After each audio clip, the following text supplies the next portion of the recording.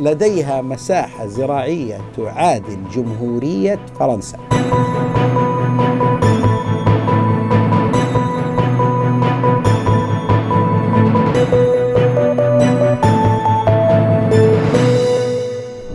السلام عليكم ورحمة الله وبركاته، وأهلا وسهلا بكم في تحولات يقرأها عليكم محمد آل سلطان. حلقتنا هذه الليلة هي استكمال لسلسلة حلقات رؤية المملكة 2030، القصة لا بتروى بعد.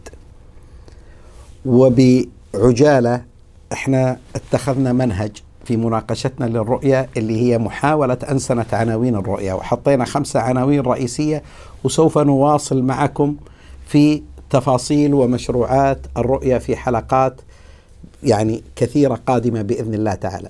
حطينا ال5 العناوين الرئيسية، ذكرنا الطاقة، وذكرنا المعرفة والتقنية، وذكرنا صناعة الأسلحة، وذكرنا الغذاء والماء، وذكرنا الدواء.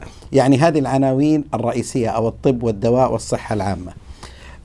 ناقشنا يمكن 3 أو 4 عناوين. سوف نستكمل في هذا اليوم أو في هذه الحلقة ما يتعلق بالغذاء والماء والأمن الغذائي في المملكة العربية السعودية، خصوصا مع تصاعد الأزمات، سواء كانت أزمة كورونا وجائحة كورونا أو الحرب الروسية الأوكرانية أو الأزمة، أو سميها ما شئت. عموما في الحقيقة أن قصة الأمن الغذائي في المملكة العربية السعودية هي قصة قديمة، نحمد الله عز وجل على عليها، وأشار إليها القرآن الكريم الذي أطعمهم من جوع وآمنهم من خوف. لكن أبغى أرجع لرؤية المملكة 2030، أبدأ منها وأحاول أني أربط السابق باللاحق بالحاضر بإذن الله تعالى. رؤية المملكة 2030 فيما يتعلق بالأمن الغذائي تحاول أنها تحقق 3 عناوين رئيسية في كل استراتيجيتها. في استراتيجية لها أكثر من 50 مبادرة، ويسندها أيضا الصندوق الزراعي للتنمية، ويسندها أيضا الدعم الحكومي، ويسندها شركات استطاعت المملكة، شركات أغذية وشركات زراعية استطاعت المملكة أن تبنيها خلال الفترات السابقة. 3 عناوين رئيسية: 1، أن تحافظ على أمنك الغذائي المرتبط تماما بأمنك المائي، الزراعة مرتبطة بإيش؟ بالماء، وأن يكون ذلك مجديا اقتصاديا، يحقق القيمة الاقتصادية المضافة والموارد الاقتصادية المضافة. ففي السعودية كان لها تجربة كبيرة سابقة، وهي زراعة القمح وتصدير القمح والحبوب والأعلاف حتى إلى خارج المملكة العربية السعودية. المملكة العربية السعودية حتى صدرت في نهاية عهد غورباتشوف للاتحاد السوفيتي قمح، طلب من المملكة العربية السعودية قمح. فتصور أنه هذا الموضوع لما لم يكن مرتبط باستراتيجية مائية، المملكة العربية السعودية استنزفت كثير من مياهها الجوفية التي تعدها رصيدا للأجيال القادمة، في مياه جوفية سطحية، في مياه الأمطار، في مياه التحلية التي تقوم بها شركة المياه للتحلية، لكن في مياه جوفية عميقة تعد رصيد للأجيال استنزفتها في أثناء زراعة القمح والأعلاف وخلافه. وبالتالي هذا سبب معضلة أخرى، اللي هي أنه صار عندنا فقد مائي. ونحن نعرف أن المملكة العربية السعودية بلد لا يوجد فيه أنهار. عملية الموازنة ما بين الزراعة والماء، ما بين الغذاء والماء، هي عملية أساسية جدا. وتنادى كثير من الخبراء في هذا الموضوع، إما الخبراء السعوديين المؤيدين لموضوع الزراعة والمؤيدين لموضوع الكذا، أو الخبراء الذين يقولون استنزفنا المياه. رؤية الدولة اللي تحققت من خلالها أن المملكة العربية السعودية تكون من أعلى الدول في مؤشر الأمن الغذائي. ولا تنسى أنه بلد قارة وواسع وفي تأمين سلاسل الإمداد، فهذا الشيء يدل على أنه في نجاح ينبغي أن يحتفى به وينبغي أن يذكر. جاءت الرؤية ليكون تحدي كورونا أكبر تحدي. حصلت المملكة العربية السعودية وشعرنا إحنا للسعوديين ولا المقيمين على هذه الأرض بنجاح سياسة الأمن الغذائي في هذه البلاد، بل إنه السعودية أرفدت الدول الشقيقة والمجاورة لها بالخيرات التي زرعتها والتي خزنتها والتي كذا، مما جعل المملكة العربية السعودية نموذج يحتذى عند يعني المنظمات المهتمة بالأغذية وبالزراعة وبخلافه. شوف، في الأمن الغذائي السعودية، أنا بقول لكم أرقام. الأراضي الزراعية الموجودة في المملكة العربية السعودية بحسب دراسة صادرة عن معهد أبحاث وسياسات الغذاء العالمية في عام 2019 مساحتها 353 ألف كيلو متر مربع. السعودية لم تستغل منها سوى من 1 إلى 3% من هذه المساحة، وهذه المساحة تعادل مساحة سوريا ولبنان تقريبا مرة ونصف. يعني هذه 1% المستغلة، هذه 1% المستغلة مع رؤية المملكة 2030، يعني بس استغلال هذا الجزء البسيط اللي من 353 ألف تقريبا من 1 إلى 3% أدى بالمملكة إلى إنتاج مثلا من الفواكه إلى 3 مليون طن. 3 مليون طن هذه على أساس أنا أوريكم حجم ما يتحقق في هذه البلاد. 3 مليون طن تعادل 10 أضعاف إنتاج لبنان، وتعادل 8 أضعاف إنتاج سوريا من الفواكه، وتعادل 5 أضعاف إنتاج العراق من الفواكه، وتعادل مرة ونصف من إنتاج العراق والشام من الفواكه. تصور أنه هذه الدول إيش؟ نهرية، يعني فيها أنهار وفيها كذا، على أساس نبين لك هذا 1% المستغل. السعودية قسمت سياستها الزراعية والغذائية إلى أقسام، وبطريقة أنه تجعلها مجدية اقتصاديا، خصوصا مع رؤية المملكة 2030، دون أن تفقد وتحافظ على سياسة المياه. ولذلك كانت اسم الوزارة المختصة بذلك وزارة البيئة والزراعة والمياه، لارتباط هذه الثلاث المكونات مع بعضها البعض. السعودية محققة اكتفاء ذاتي في كثير من المنتجات، الحليب والألبان، في التمور، في البيض، في الخضروات، في بعض أنواع الفواكه تصل إلى 80-90%، في بعضها تصل إلى 60% إلى 70%، في بعضها إلى 110%. أرقام كثيرة تحقق السعودية أو الجهد الزراعي أو الإنتاج الزراعي والغذائي في المملكة العربية السعودية أرقام يعني جميلة جدا. في الدواجن 60%، في اللحوم الحمراء 41%، وفي الزراعة السمكية وفي الأسماك أكثر من 55%، مع اعتبار نسبة الهدر اللي أنا أعده وتعد كثير من الدراسات أن الهدر في المملكة العربية السعودية وفي دول الخليج يعد هدر عالي، ربما يصل في بعض الأمور إلى 40%، ربما يصل إلى 40% في بعض الدراسات اللي تتكلم عن ذلك. في ذات الوقت قللت إنتاج القمح وأوقفت إنتاج الأعلاف. الأعلاف له علاقة بإيش؟ بالثروة الحيوانية. السعودية عندها ثروة حيوانية كبيرة، يعني أكثر من 20 مليون رأس، في الضأن و7 مليون في الماعز، وفي الأبقار مدري كم، وفي الإبل أكثر من 1.5 مليون. فأنت عندك ثروة حيوانية كبيرة. وهذه على أساس أنت تهندس هذا الموضوع وتربطه بموضوع المياه. السياسة الزراعية أو الاستراتيجية الزراعية في المملكة العربية السعودية رأت أنه لابد أن يكون هناك شركة تتبع لصندوق الاستثمارات العامة اسمها شركة سالك. أرجعوا لموقع شركة سالك.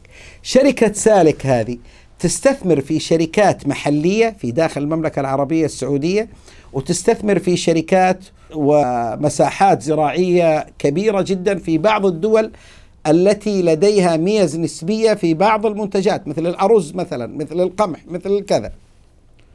شركة سالك هذه حتى تعرف لديها رقعة زراعية تمتلكها من أستراليا مرورا بسنغافورة، بالصين، بروسيا، بأوكرانيا، برومانيا، بالمجر، ببريطانيا، بكندا، بالأرجنتين، بالبرازيل، بأفريقيا أيضا، السودان. كل هذه المناطق لديها مساحة زراعية تعادل جمهورية فرنسا. لك أن تتخيل، يعني سالك تملك أراضي تعادل جمهورية فرنسا. هذه الشركة مناط بها غير الاستثمارات الداخلية، مناط بها أنها تستثمر في سلع رئيسية كاملة. يعني مثلا مثل القمح، مثل الشعير، مثل فول الصويا، مثل السكر، مثل يعني هذه تمتلكها، مثل الأرز. وبالتالي أصبحت تمتلك شركات سواء في إنتاج مثل اللحوم الحمراء، سواء في اللحوم، سواء في القمح، سواء في الكذا، ومن عدة موارد. وبالتالي تؤمن سلاسل الإمداد من خارج المملكة للمملكة العربية السعودية. هذا غير الشركات الزراعية والغذائية العملاقة التي تستثمر في داخل المملكة وخارج المملكة. أعد واغلط، بدءا من شركة المراعي، لشركة الصافي، لشركة نادك، لشركة الجوف الزراعية، جازان الزراعية، تبوك الزراعية، شركات كثيرة، شركات الدواجن الوطنية وخلافه. فأنت أمام قطاع يعني زراعي وقطاع أغذية. شركة صافولا في إنتاج الزيوت النباتية المكررة وفي إنتاج السكر، أصبحت تغطي بلا مبالغة، منتجاتها تصل إلى كل أنحاء الشرق الأوسط وتصدر. هذا الإنتاج يحافظ بالقدر الذي يحافظ على الموارد المائية في المملكة العربية السعودية، وهذه حرجع لها، موضوع الموارد المائية حرجع لها، وبالقدر الذي يحقق قيمة اقتصادية للمملكة العربية السعودية. بلغ حجم الإنتاج الاقتصادي أكثر من 65 مليار في 2020، يعادل بما يعادل 4% من الإنتاج غير النفطي. يعني 65 مليار من الإنتاج غير النفطي تعادل 4% من الإنتاج غير النفطي. وبالتالي أصبح هذا النشاط مجدي زراعيا. في ذات الوقت بدأ هناك تركيز على بعض المنتجات، يعني على ما يسمى بالزراعة المستدامة. يعني مثلا زيت الزيتون، والزيتون في الجوف فيها أكبر مزرعة زيتون في العالم، وبدأت تنتج زيت الزيتون والزيتون بكميات يعني، ولاحظ كل الكميات الموجودة سواء زراعة محلية أو زراعة ذات جودة عالية. شركة المراعي إحدى أكبر شركات الأغذية في العالم. الميز النسبية اللي في منطقة، على سبيل المثال السعودية بلد شاسع، مثلا في الجوف أو في جازان، زراعة البن، زراعة القهوة، النحل، العسل، الثروة السمكية، الزراعة السمكية، كل هذا خصوصا في مناطق جازان.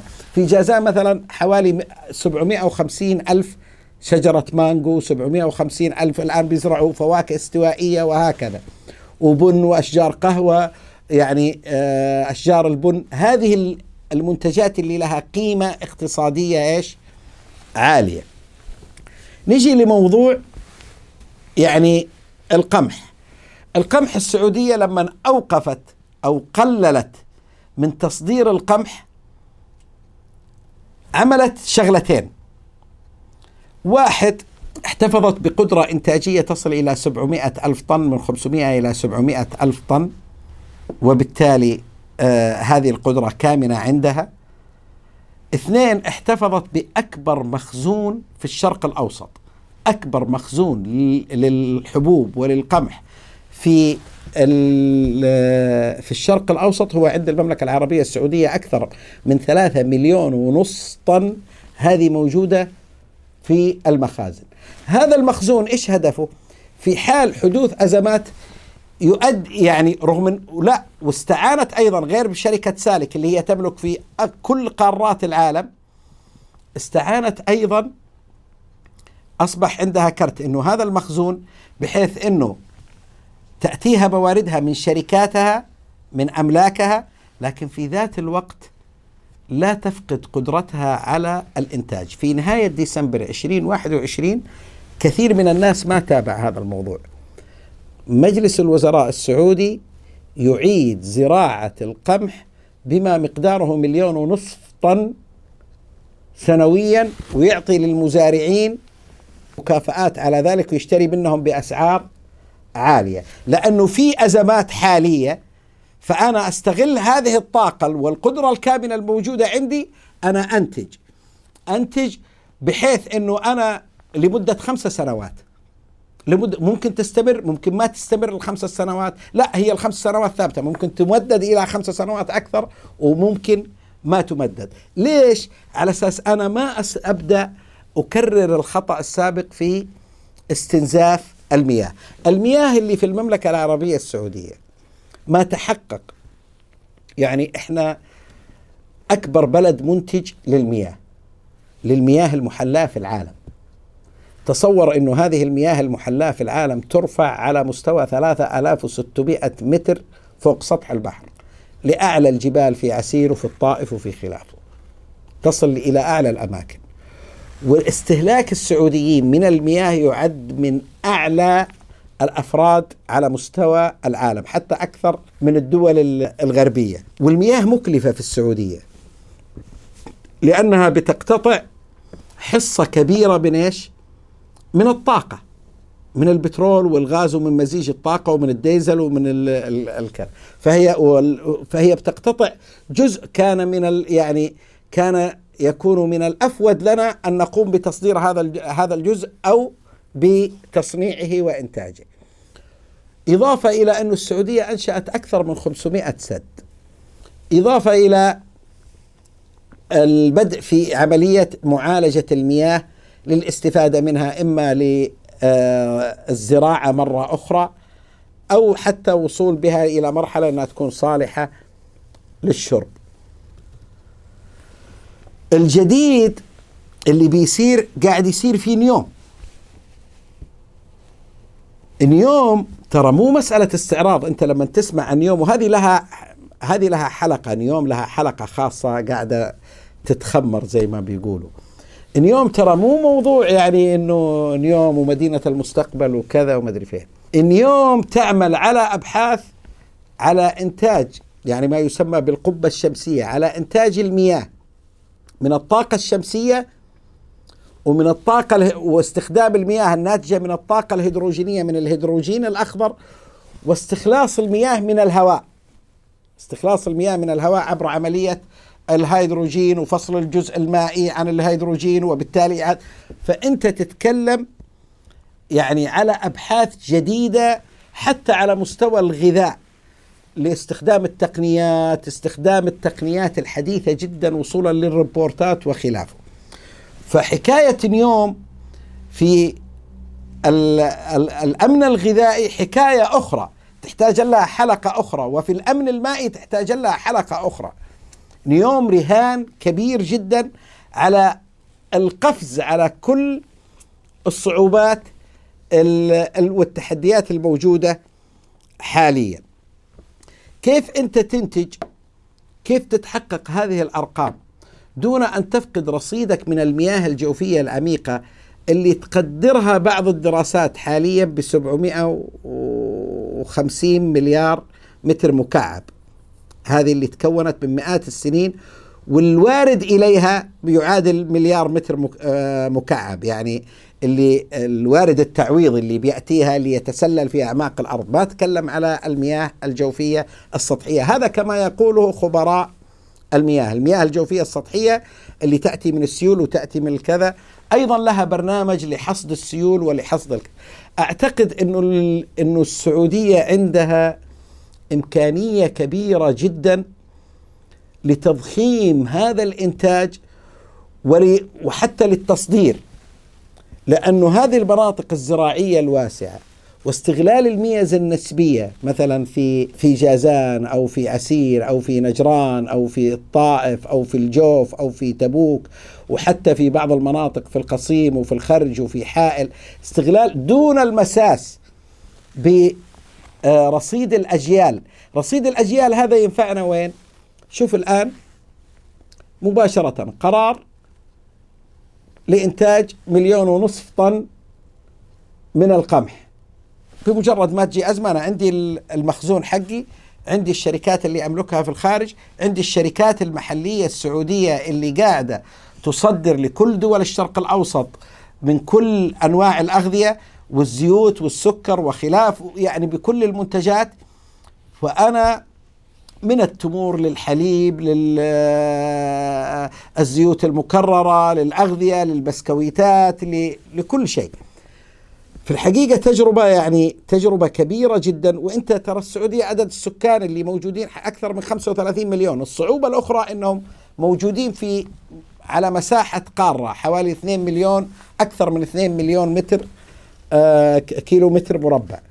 فوصول هذه الإمدادات غير الزائرين الذين جاءوا للمملكة العربية السعودية من زوار أو من حجاج أو معتمرين، يعني وفرة والحمد لله، وهذا من فضل الله عز وجل ثم من فضل التخطيط السليم. وفرة أغذية ووفرة منتجات باختلاف الأنواع وعلى مستوى واختلاف مستوى الأسعار والحفاظ أيضا على ما يسمى بالجودة. كيف أنت هذه الخلطة اللي تسعى لها رؤية المملكة 2030 اللي تحقق الأمن الغذائي المستدام والأمن المائي وما تخترق حاجز الأمن المائي عندك، وفي ذات الوقت تصبح أنت مجدي اقتصاديا، تصبح مواردك مجدية اقتصاديا. وإحنا بنشوف المنتجات السعودية في العراق وفي الخليج وفي مصر وفي وفي الأردن وفي الشام وفي اليمن وفي كل الدول المجاورة لنا. هذا ترى نتيجة تخطيط ونتيجة عمل. هل هناك مساحة لزيادة 60 مليار هذه اللي هي حجم الناتج الإجمالي غير النفطي للقطاع الزراعي في المملكة؟ هل هناك فرصة لزيادته؟ بالتأكيد هناك فرصة، وبالتأكيد هناك منتجات يعني عالية الجودة اقتصاديا، وبالتأكيد أن رؤية المملكة تسعى إلى ذلك. ربما نرى أن هذا الرقم في 2030 يتضاعف 3 مرات، لأنه مع استخدام تقنيات الري وتقنيات الزراعة المستدامة والدعم الذي يحصل عليه المزارعون والشركات الزراعية أصبحت يعني شبت عن الطوق، يعني ما عاد تحتاج إلى دعم. أنا أقول إنه هذا الموضوع مهم جدا، لأنه ترى إحدى محددات الأمن مش بس الأمن السياسي والاجتماعي والعسكري اللي نتكلم عنه، ترى الأمن الغذائي هو إحدى محددات الأمن.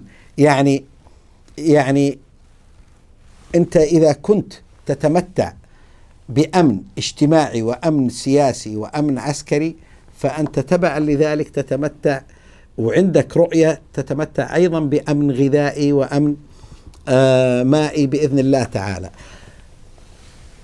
هذه الأمور متشابكة. ترى حتى الطاقة لها علاقة بإيش؟ بالأمن المائي والأمن الغذائي، لأنه الطاقة أيضا بتعمل لنا تحلية مياه، بتعمل لنا استخلاص للمكائن الزراعية، بتشغل المكائن، بتشغل كل هذه الأمور. الأمن السياسي أيضا له علاقة. احنا شفنا نجاح شركة سالك في وقت كورونا، ومن أكثر من مصدر من كل مكان، لأنك أنت بتتكلم على أملاكك. أيضا حتى في الأزمة الحالية الهند مثلا منعت تصدير القمح، استثنت المملكة العربية السعودية، رغم أنه المملكة العربية السعودية مباشرة خلال 6 شهور 8 شهور حتشوف إنتاج 1.5 مليون طن من القمح على الإنتاج الموجود عندك 700 ألف، كافي بإذن الله تعالى. لكن مثلا في منتج الأرز، المملكة العربية السعودية تملك مزارع ومنتجات كبيرة جدا وشركات في الهند نفسها قالت ترى السعودية والظاهر معها دول الخليج أو الإمارات أو كذا ترى مستثناة من هذا الموضوع. فأنت مفهوم الأمن ومحددات الأمن متكامل، ما ممكن أنك أنت تفصل جزء عن جزء. يعني وإحنا شفنا في بعض الدول، شفنا مثلا في وقت انهيار الاتحاد السوفيتي كانت الصواريخ النووية موجودة في المخابئ والناس في طوابير على المخابز. عملية التنمية هي عملية متكاملة، أطعمهم من جوع وآمنهم من خوف. إذن في علاقة ما بين الأمن السياسي والاجتماعي والأمن الغذائي. نطمح في المزيد، نطمح الآن صرنا نبحث عن منتجات نوعية، نحاول أنه نزيد القيمة الغذائية لعمليات الصيد والزراعة السمكية. هذه المفترض بدأ يكون هناك دعم لهذا، هذا المفترض أنه إحنا نركز عليه، نركز على المنتجات ذات القيمة العالية اللي تباع في البورصة. وعندنا مناطق في جنوب المملكة للبن، لزراعة البن، وإرث يعني إرث مجتمعي وشعبي لهذه المناطق. لايك وسبسكرايب إذا عجبكم المقطع، ونلقاكم بإذن الله تعالى على خير.